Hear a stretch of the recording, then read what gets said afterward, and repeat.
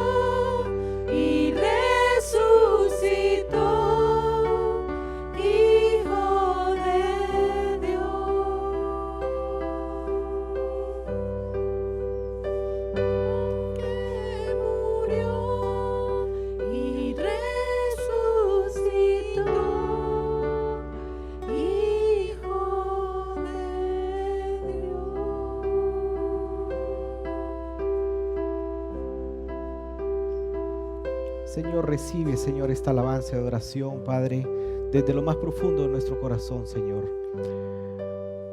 Sea a ti, Señor, la gloria, Padre, la majestad, Señor, para ti, Señor. Recíbelo como olor fragante, Señor, hacia ti, Señor.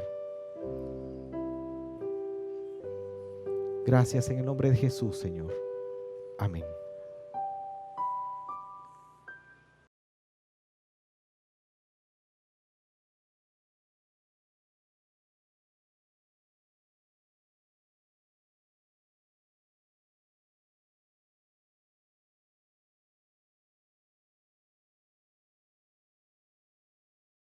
Buenos días a todos y a todas. Mucho gusto de tenerlos aquí.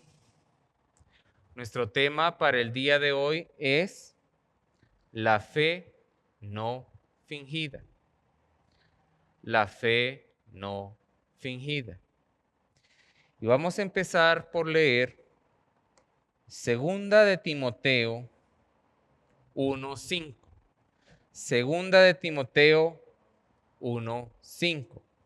Y dice: trayendo a la memoria la fe no fingida que hay en ti, la cual habitó primero en tu abuela Loida y en tu madre Eunice, y estoy seguro que en ti también.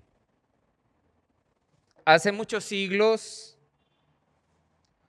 un día el amo de Lukman, un fabulista oriental, alguien más o menos como era Esopo en la antigua Grecia, le envió a sembrar cebada en el campo. Oiga bien, le envió a sembrar cebada.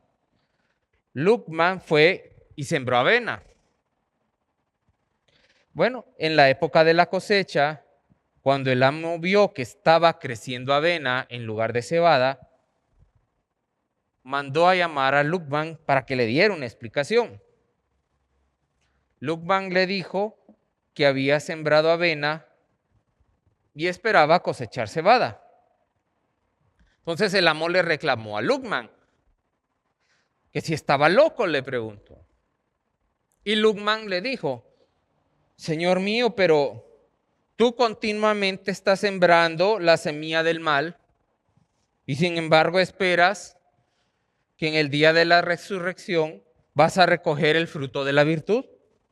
Por eso yo creí que yo podía sembrar avena y cosechar cebada, ni más ni menos. Y así como en esta fábula está pasando en el mundo espiritual. Hay personas que siembran una cosa y esperan cosechar otra. Están sembrando rebelión y están esperando cosechar las bendiciones de Dios. Ellos esperan que Dios los bendiga, que Dios los prospere, que Dios los lleve al cielo. Sin embargo, están viviendo una vida de rebelión contra Dios, una vida de pecados. Pero, ¿por qué pasa esto?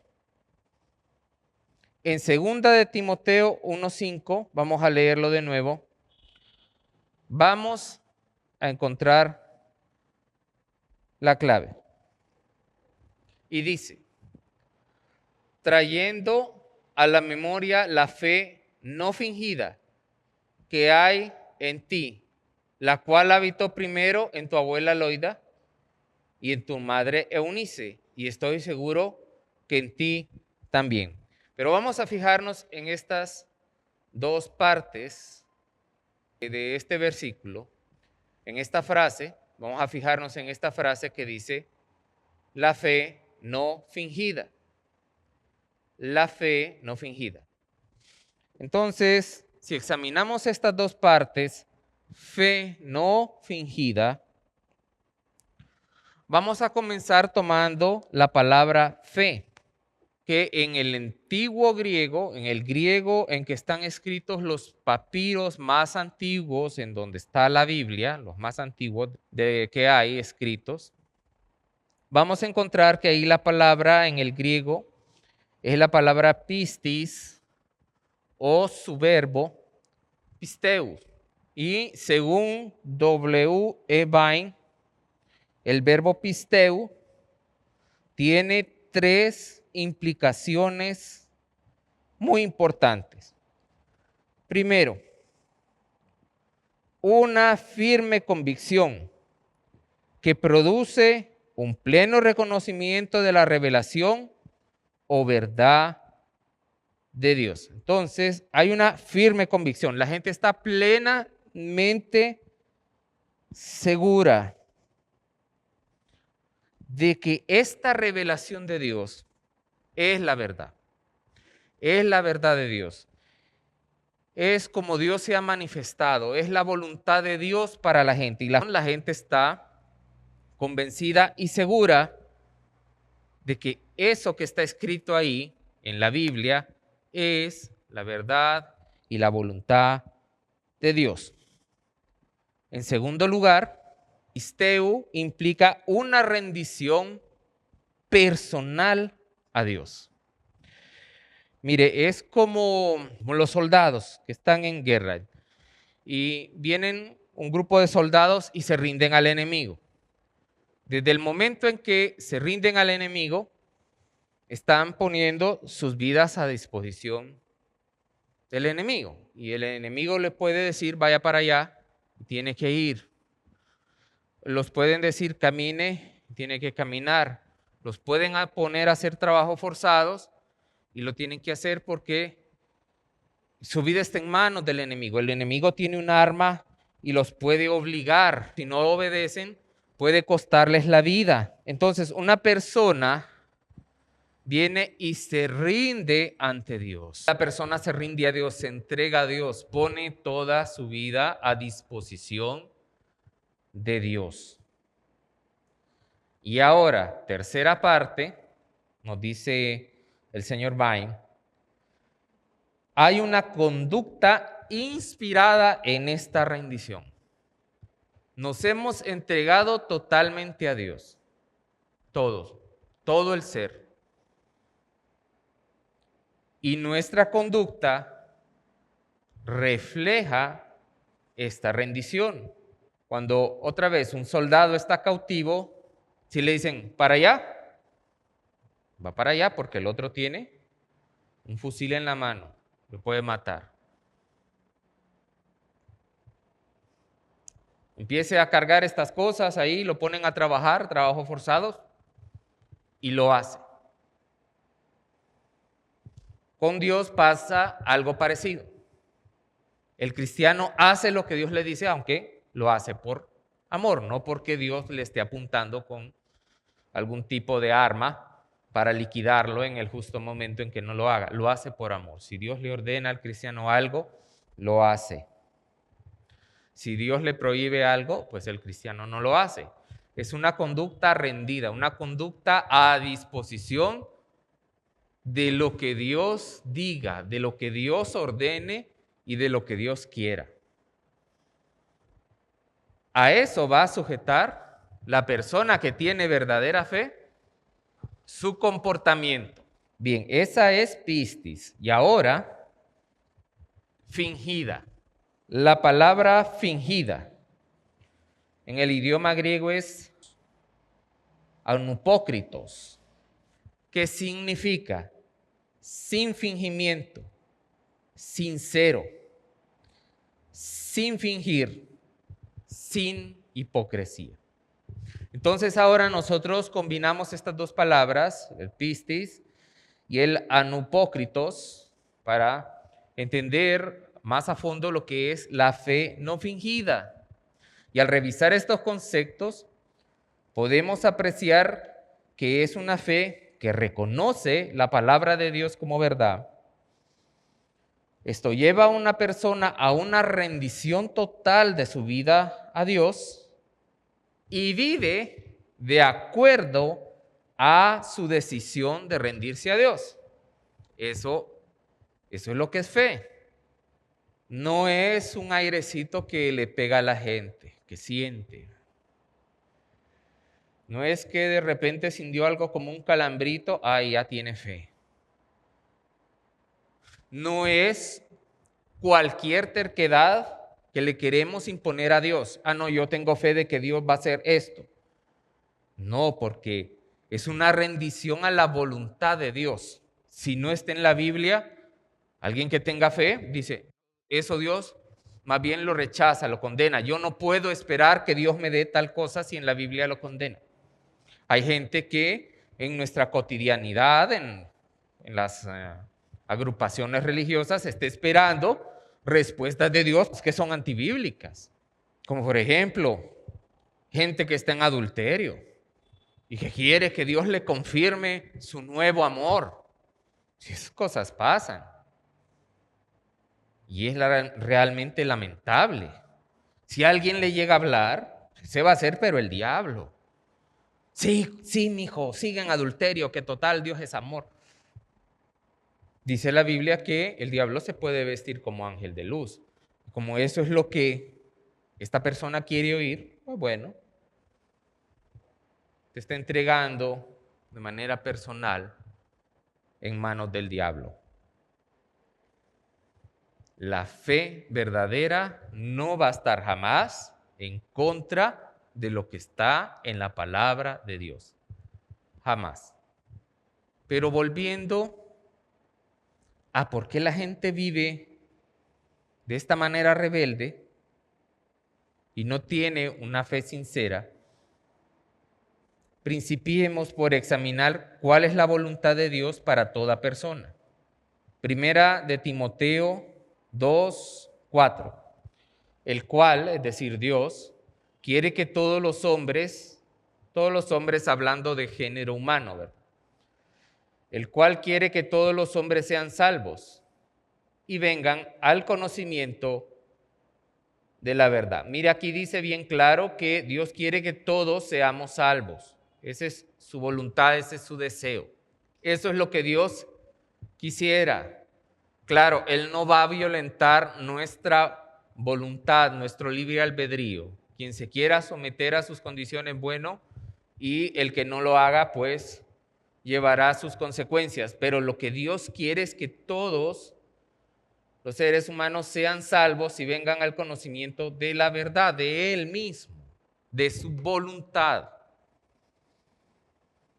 Bien, una vez que las personas han llegado a este punto de convertirse, de ser salvos, de conocer la verdad, es decir, conocer su palabra, su voluntad y de vivir conforme a ella, que es la definición de pistis, de pisteo, de fe, que es lo que Dios quiere. Primera de Pedro 1:14 y 15.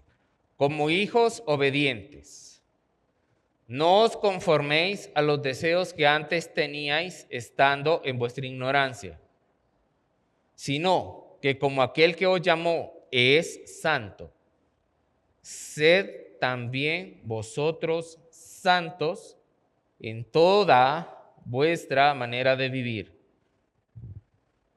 Otra vez, sino como aquel que os llamó es santo, sed también vosotros santos en toda vuestra manera de vivir. La voluntad de Dios para toda persona es que se convierta a Él con el arrepentimiento y con la fe, que se entregue a vivir para Él y una vez hecho esto, que viva en santidad en todos los aspectos de su vida. Eso es lo que Dios quiere para todo ser humano, que nos arrepintamos y nos convirtamos, que vivamos una vida santa. Y la persona que realmente se ha rendido a Cristo de todo corazón, obedece a Dios por amor.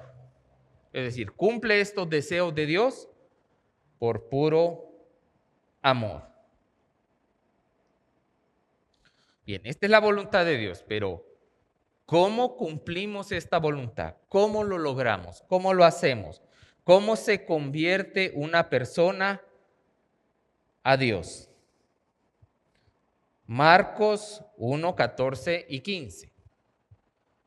después que Juan el Bautista, fue encarcelado, Jesús vino a Galilea predicando el evangelio del reino de Dios, diciendo: el tiempo se ha cumplido y el reino de Dios se ha acercado. Y esto es lo que tenemos que hacer: arrepentíos y creed en el evangelio. Arrepentíos y creed en el evangelio. Este es el evangelio del reino de Dios. Arrepentíos y creed en lo que dice el evangelio, en lo que dicen las buenas nuevas. En la reunión pasada hablamos sobre el arrepentimiento y esa tristeza que lo acompaña cuando una persona no resiste a la convicción de pecado que le trae el Espíritu Santo. Porque hay personas que resisten a lo que Dios les está transmitiendo, a lo que Dios les está enseñando. Pero cuando una persona no se resiste, sino que es obediente y va asimilando todo lo que Dios le muestra, persona de ver su vida de maldad, tiene una tristeza profunda, según Dios, por todo lo malo que ha hecho. Y esa gran tristeza le lleva al abandono de sus pecados. Antes amaba sus pecados y ahora los odia. Porque los odia, los deja, le repugnan, los mira detestables, los mira mal, honestamente. Hablábamos de Job, de cómo Job estaba pues en una situación en donde había perdido a sus hijos. Los que ya son padres de familia pues pueden sopesar eso. Un hijo, bueno, él había perdido sus 7 hijos de golpe. También Job era un hombre millonario para la época, tenía grandes cantidades de ganado, y todo lo que esos ganados podían producir en lana, leche, carne, etc. Y lo perdió todo de golpe. Y después Job cae enfermo y se rascaba las llagas con un pedazo de olla de barro que muy posiblemente lo que hacía era hacerse más grande la llaga. Pero esa era la situación de Job, y Job pues llegó a un punto en donde se amargó y decía: Dios me ha quitado mi derecho. Pero cuando Dios vino y le mostró por misericordia que él no estaba honestamente en capacidad de juzgar porque Dios permite las cosas, Job dijo: no, ¿qué he hecho? Me aborrezco por este pecado, me aborrezco por haber criticado a Dios. Me aborrezco y me arrepiento en polvo y en ceniza, como si ya no estuviera suficientemente arruinado, estaba en la miseria, estaba pero súper enfermo. Y eso, pues a Job no le bastaba. Dijo: no, me arrepiento en polvo y en ceniza. Es decir, el hombre se humilla profundamente, como si ya no estuviera bien mal él. Toma la decisión todavía de rebajarse más por el gran dolor de haber pecado contra Dios. Entonces, bueno, ese es una persona que escuchó a Dios y se arrepintió. Eso. Sin embargo, se observa algunas personas que profesan haberse arrepentido, pero no pueden alcanzar esa paz que trae el perdón de los pecados. O aparentemente lo hacen, pero su cristianismo es de muy poca duración y rápido vuelven a la misma cosa. Vamos a volver a leer 2 de Timoteo 1:5. Trayendo a la memoria la fe no fingida que hay en ti, la cual habitó primero en tu abuela Loida y en tu madre Eunice, y estoy seguro que en ti también. Aquí Pablo nos habla de que Timoteo, su abuela y su madre tenían una fe no fingida, de lo cual podemos deducir que hay una fe que es fingida, una fe que es falsa. Y que si es una fe falsa, fingida, esa fe no va a salvar a nadie. No va a salvar a nadie. Y la gente podrá tener esa fe fingida y, óigame, ser inquebrantable en eso. Y francamente sostenerse en ese dicho. Pero como no es bajo la voluntad de Dios, como no es como Dios quiere, como es una fe falsa, fingida, no va a poder primero alcanzar el perdón de Dios, tener su comunión, tener esa gracia de Dios que lo faculte para ir más allá. Y vamos a examinar un caso de fe fingida. Vamos a ver el caso de Simón el mago. Hechos, capítulo 8, verso 9 en adelante. Dice: pero había un hombre llamado Simón, que antes ejercía la magia en aquella ciudad, y había engañado a la gente de Samaria, haciéndose pasar por algún grande. A este oían atentamente todos, desde el más pequeño hasta el más grande. Mire, incluso la gente madura, con experiencia, que tal vez podría tener un criterio más investigativo, estaba convencida de lo que Simón les decía. ¿Qué era lo que les decía Simón? Este es el gran poder de Dios. Fíjese acá, dice acá en el versículo 9, que él era brujo, ejercía la magia, pero él decía que esa magia era el gran poder de Dios. Mire qué hombre tan atrevido en su maldad, adjudicando a Dios el fruto de lo que es artes mágicas, brujería. Y le estaban atentos porque con sus artes mágicas les había engañado mucho tiempo. Pero cuando creyeron a Felipe, que anunciaba el evangelio del reino de Dios y el nombre de Jesucristo, se bautizaban hombres y mujeres. También creyó Simón mismo. El brujo también creyó la palabra de Dios, que era verdad. Y habiéndose bautizado, fíjese, tomó el paso público, fue y dijo: yo me convierto a Cristo, dejo la brujería, voy a ser el servidor de Cristo y me voy a consagrar a Él. Entonces se bautiza. Y dice aquí que estaba siempre con Felipe, con el predicador. Y viendo las señales y grandes milagros que se hacían, estaba atónito, estaba súper sorprendido.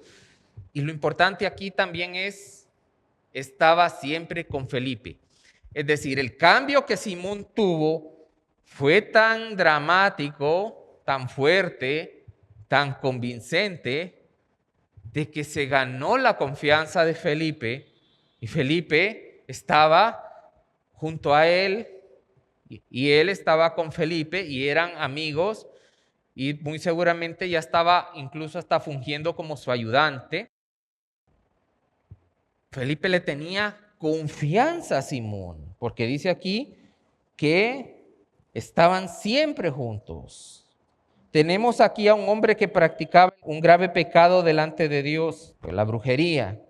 Pero al oír el evangelio y ver los milagros que Dios hacía por mano de Felipe, cambió de una manera bastante drástica, cambió su conducta y hasta se gana la confianza de Felipe. ¿Qué pasa después?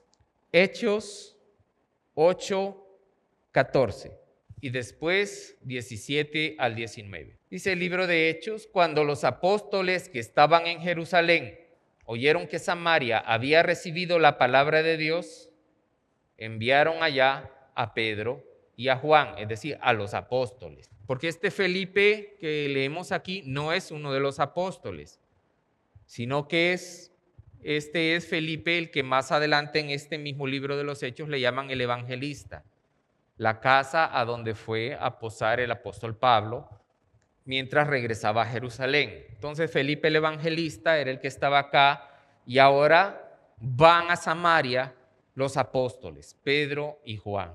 Entonces dice acá en el verso 17, los apóstoles les imponían las manos a la gente, a los cristianos recién convertidos, y recibían el Espíritu Santo.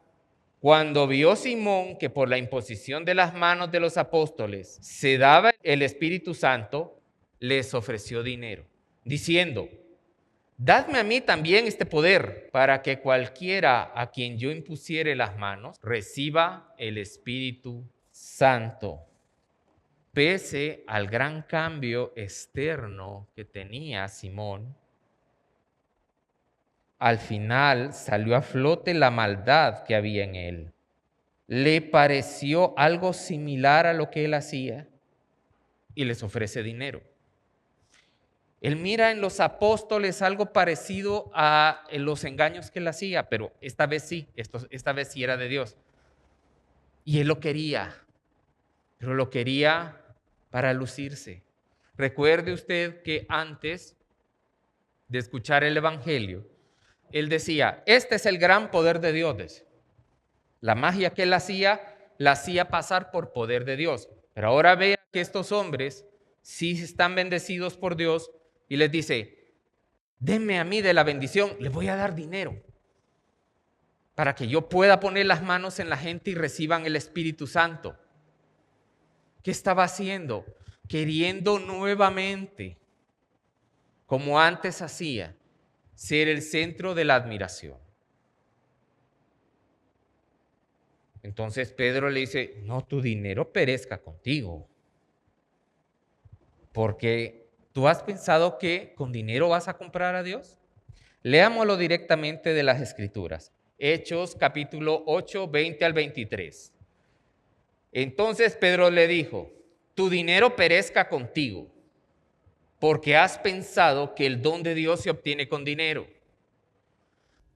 ¿Cuánta gente Piensa que sí, que la unción de Dios se obtiene con dinero? Pero fíjese lo que le dicen a Simón el mago: tu dinero perezca contigo, porque has pensado que el don de Dios se obtiene con dinero. No tienes tú ni parte ni suerte en este asunto, porque tu corazón no es recto delante de Dios. Arrepiéntete pues de esta tu maldad y ruega a Dios, si quizá te sea perdonado el pensamiento de tu corazón, porque en hiel de amargura y en prisión de maldad veo que estás. A ver, los cristianos han sido salvos.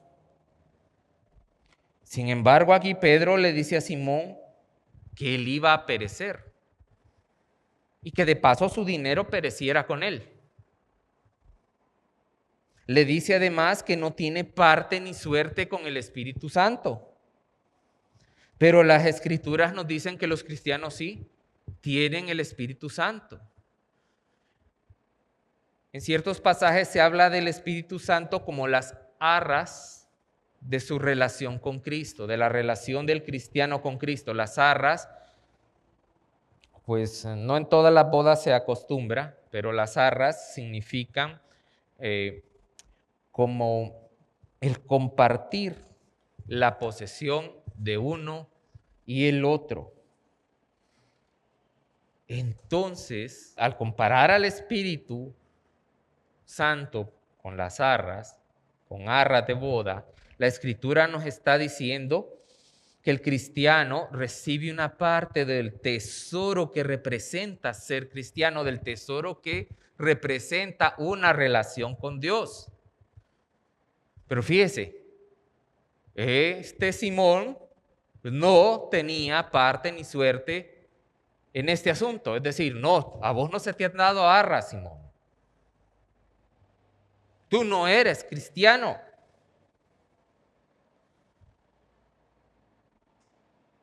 Pero, ¿no es este Simón el que nos dice el verso 13 que había creído y se había bautizado? Que había cambiado de tal manera que se pudo ganar la confianza de Felipe y siempre estaban juntos. ¿Por qué resulta ahora que él no tenía que ver con el Espíritu? Lo que equivale a decir que no era cristiano. Veamos lo que Pedro le dice, Hechos 22 y 23. Acá está la clave. Le dice, arrepiéntete, pues, de esta tu maldad. Y ruega a Dios si quizás te sea perdonado el pensamiento de tu corazón. Porque en hiel de amargura y en prisión de maldad veo que estás. Fíjese lo que le dice Pedro. Arrepiéntete. No, pero es que yo ya me bauticé. No. Arrepiéntete. El hecho de que hayas entrado a un bautismo no significa realmente que estás salvo. Este hombre se saltó el punto número 1 del Evangelio, arrepentimiento. Por eso Pedro lo manda a que se arrepienta primero. Porque los otros pasos de nada le van a servir si no está arrepentido. Y le dice, en prisiones de maldad veo que estás. Es decir, él era malo. Bueno, y se supone que un cristiano se ha arrepentido de la maldad, que la ha dejado, que ahora más bien la odia. No, pero Simón estaba ahí metido, encadenado a la maldad, así como dice Romanos 7, preso del pecado, ligado al pecado. Y si eso era así, era que Simón amaba el pecado. Por eso es que le dice preso. Estás enamorado del pecado, Simón. Estás lleno de pecado y eso te trae amargura. Estás en una situación en que no disfrutas. Estás frustrado. Todo su cristianismo entonces era falso. ¿Qué concluimos al ver a Simón? Que pese a todo lo que se miraba de él, él tenía una fe fingida. Y esa fe fingida de Simón el mago tenía un origen. No se arrepintió, sino que al ver todo lo que Felipe hacía, los milagros, él quiso ser parte de eso, porque le gustaba. Entró al movimiento. Es como los adolescentes que de repente miran una forma de vestir y les gusta y empiezan a vestirse así. Empiezan con el pelo largo o con el pelo corto. Me acuerdo que hubo un tiempo en los 90 en que estaba de moda raparse la cabeza y andaban un montón de jóvenes con la cabeza rapada. Bueno, en los años 70 del siglo pasado, la moda era que el hombre usara el pelo largo. Y ahí andaban el montón de hombres de pelo largo. Moda. Entonces a Simón le pareció algo así como que lo que llegaba Felipe dando era como lo máximo, que había que unirse al movimiento. Pero, ¿se arrepintió? No se había arrepentido. ¿Tenés que dejar la magia? Sí, la dejo. ¿Tenés que hacer esto? Sí, yo lo hago, pero yo quiero ser parte de eso. ¿Y los pecados? Sí, los dejo también, sí. Pero no había dolor de haber pecado contra Dios, no había tristeza de haber engañado a aquella gente, de haberse usurpado la gloria de Dios con sus artes mágicas. No, él estaba cumpliendo requisitos para poder ser parte de eso que tenía Felipe, que era más de lo que él antes había podido soñar. Esto sí era verdadero, no, entonces lo tengo que tener. ¿Pero arrepentido? No. Entonces vemos que la fe de Simón era una mentira. Y fíjese que él escuchaba a Felipe predicar, porque estaban juntos en todo momento. Y mire, Felipe, como un verdadero cristiano, no es que anda haciendo milagros para que lo aplaudan. Los milagros que podía haber hecho Felipe era para la demostración de que la palabra que les estaba dando de parte de Cristo era cierta. Es decir, esos milagros solo servían para una cosa. Miren que lo que yo les voy a decir es cierto. Bueno, vamos a orar por esta persona que está enferma. Sí. Y luego que oraba por los enfermos les hablaba de arrepentimiento. Y empezaba a tirarle al pecado. Y Simón, ahí a la par de él, oyendo contra el pecado y oyendo contra el pecado, pero él cubriendo su pecado que estaba ahí bien metido adentro. Como tapándose los oídos para no escuchar lo que Felipe decía. Ah, eso sí, cuando miraba los milagros, quedaba encantado y fascinado. Se hacía los bigotes. Yo me imagino que Simón se hacía las manos o los bigotes, como decimos, pensando el momento en que él pudiera hacer lo mismo que Felipe.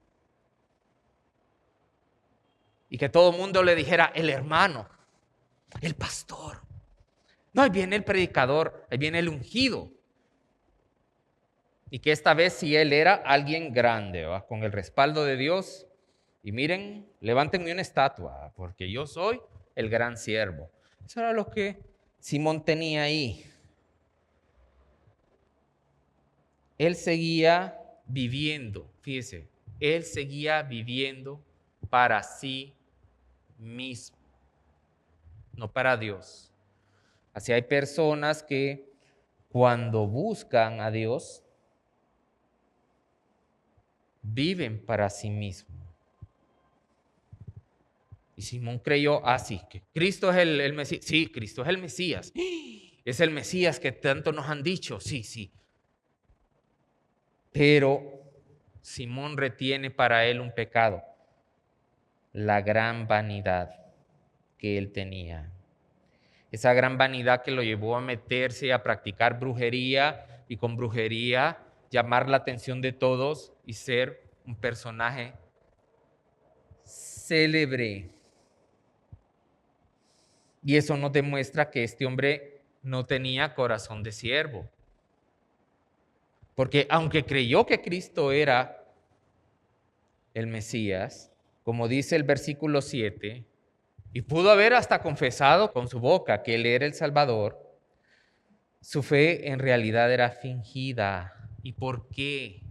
¿De dónde venía esa fe fingida? No se había arrepentido. No se había arrepentido. Entonces, la persona cuando está guardando pecados ahí y quiere, por decir, avanzar hacia su salvación, como no puede tener una fe genuina, entonces se la inventa. Y sabe, en el fondo de la conciencia, la gente sabe que está viviendo un engaño. Está presionando para ser salvo. Está queriendo obligar las cosas, pero sabe que todavía tiene un lastre que jalar.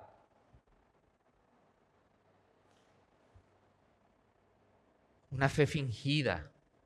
Su conciencia le dice, hey, falta algo en tu vida, tienes algo que todavía tienes ahí que no le entregas a Dios, no vives para Dios, en realidad estás viviendo para ti. Y la persona,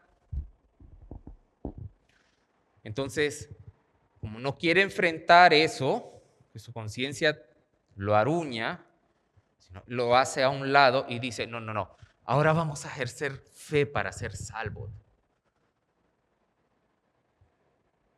y dice que ejerce fe y empieza a portarse como si tuviera fe, empieza a fingir esa fe y el primero que se engaña es a él mismo, a ella misma. Por eso es que después es muy natural que vaya y pretenda engañar a los demás porque él o ella ya se engañaron a sí mismos. Todavía tienen algo de egoísmo en ellos, no han renunciado a todo, no se han arrepentido profundamente. Les ha pasado lo de Judas Iscariote. Le han tenido miedo al infierno, le tienen miedo a las consecuencias de quedar fuera de la salvación, o como Simón, andan buscando algo de Dios. Algo, no a Dios. Ellos no quieren una vida nueva para servir a Dios, para amar a Dios. No, ellos están cumpliendo con condiciones para ser parte del grupo que va a ser bendecido, para ser parte del grupo que se va a salvar de la ira venidera. Eso es lo que están haciendo. Pero, ¿por qué es que la fe verdadera, la fe que salva, la fe no fingida que tenía Timoteo y su familia, no puede existir sin arrepentimiento?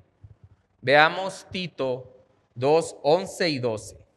Porque la gracia de Dios se ha manifestado para salvación a todos los hombres, enseñándonos que, renunciando a la impiedad y a los deseos mundanos, vivamos en este siglo sobria, justa y piadosamente. Fíjese lo que es la gracia de Dios. Es algo que nos va a llevar a vivir sobria, justa y piadosamente.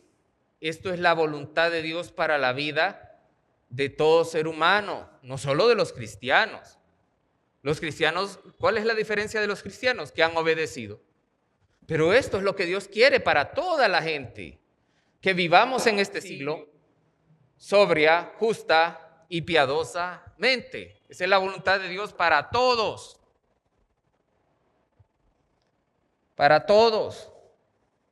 Pero alguien que no se ha arrepentido y que sigue amando sus pecados, ¿qué va a querer esta vida?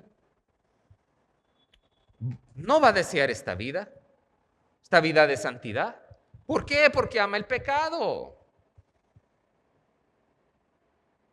Los pecados disimulados, los pecados socialmente aceptados, que la gente a veces dice que son cosas del carácter, a veces se mira como algo hasta cultural y empiezan ahí un montón de cosas, de justificaciones. Pero pecados al fin, pecados. Y la gente los sigue conservando, los sigue practicando, los ama. Y entonces, esta gente que ama el pecado no quiere vivir en santidad. A veces lo intenta porque le conviene, pero no lo desea aquí. ¿Y por qué no lo desea? Porque no se ha arrepentido. Entonces, ¿cómo va a poder Dios dar su perdón y dar de su Espíritu Santo a una persona que lo único que haría con las bendiciones de Dios es usarlas para el pecado? ¿Cómo puede Dios perdonar a una persona si lo único que esta persona haría con el perdón de Dios sería usarlo como una licencia para pecar? Dios ya me perdonó. Soy salvo por la fe, no por obras. Y si no soy salvo por obras, entonces no importa que yo cometa obras malas, es decir, pecados. Pues soy salvo por fe. Y entonces, hermanos, podemos vivir como querramos. Pero claro, como la conciencia les pesa, se inventan cosas como el poco a poco, el proceso, las ataduras y un montón de cosas, porque la conciencia no los deja tranquilos diciendo no es así, no es así, no es así. Y empieza la gente a vivir así, cerrando sus ojos y oídos espirituales a esa voz de la conciencia que le dice, no, el cristianismo no es así. Por tanto, es ahí donde vemos que su fe es fingida. Porque vienen y se rehúsan a escuchar a su conciencia, a su corazón, se rehúsan a ver en la Biblia que las Santas Escrituras condenan su estilo de vida, aunque dicen que han creído. ¿Qué pasa? Fe fingida. Y esa fe fingida no va a salvar a nadie en el día del juicio final. Simón es un caso tétrico de que si alguien no escucha con humildad al Espíritu Santo, mientras éste le está guiando al arrepentimiento, sino que le resiste, se va a terminar inventando una fe por sí mismo. Una fe que no está precedida por el arrepentimiento. Una fe que no actúa por amor, sino por egoísmo, que es un pecado. Una fe falsa que incluso podría engañar a la misma persona, pero solo es un medio para escapar de la ira venidera o solo es un medio para obtener las bendiciones de Dios. Pero tarde o temprano esa fe falsa va a mostrar su cara y se va a ver a esa persona y se va a cumplir lo que dice la Biblia, Mi nombre es blasfemado, dice Dios, por culpa de ustedes entre los gentiles. Y ahí anda un montón de gente que va a las iglesias y afuera los llamados mundanos, resulta que hasta se portan mejor. Y dicen, no, yo para estar en una iglesia, dice, y portarme como fulano o como fulana, y que encima me saquen el dinero, mejor me quedo en mi casa durmiendo y viendo pues todo lo que hay en Netflix, todo lo que hay en Disney Plus, todo lo que hay aquí, todo lo que hay allá, o jugando con mi consola de juegos. Me sale mejor. Y así el nombre de Dios es blasfemado. Así la fe en Dios, en Cristo Jesús, es blasfemada, es tenida en menos. Es decir, eso no existe, eso es una hipocresía. Ya ve que tenían razón los marxistas revolucionarios que la religión solo es el opio de los pueblos, es una manera para manejar a las masas, para que no protesten, etcétera, etcétera. Nada más lejos de la verdad. Y digo verdad porque esa gente que practica una fe fingida, eso es lo que le da al mundo un camino de tiniebla. Cerremos nuestros ojos, por favor. Vamos a pensar un poco. ¿Cuáles son nuestras motivaciones?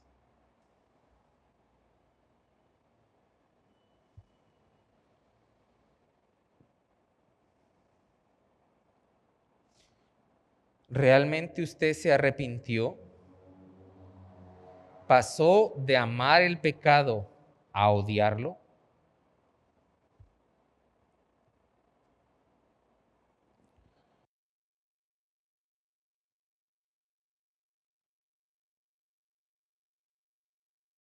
Su cambio es motivado por esa necesidad de no seguir dañando a Dios y al prójimo, o tiene otros motivos, como por ejemplo escapar del infierno.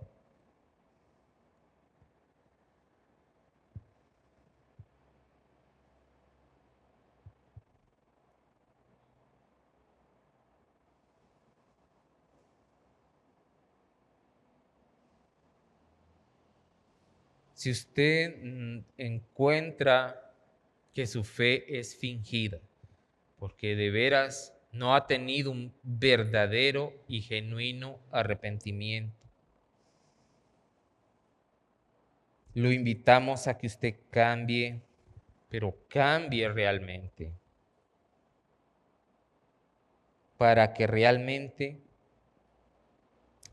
tenga una nueva vida en Cristo Jesús, Señor nuestro.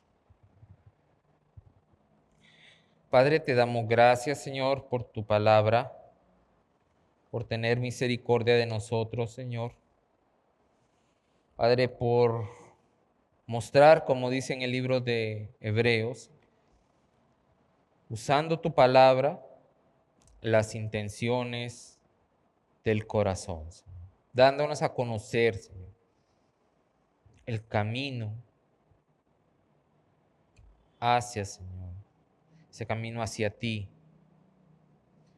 No ese camino al cielo, Señor, porque el cielo podría estar totalmente vacío, sin calles de oro, sin mar de cristal, sin nada. Pero si te tiene a ti, si tú estás ahí, eso no importaría para nada, Señor.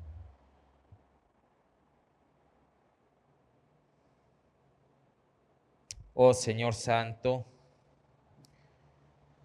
te ruego, Señor, que hables, Señor, y que si alguien tiene oídos para oír, oiga. En el nombre santo de Jesucristo. Amén.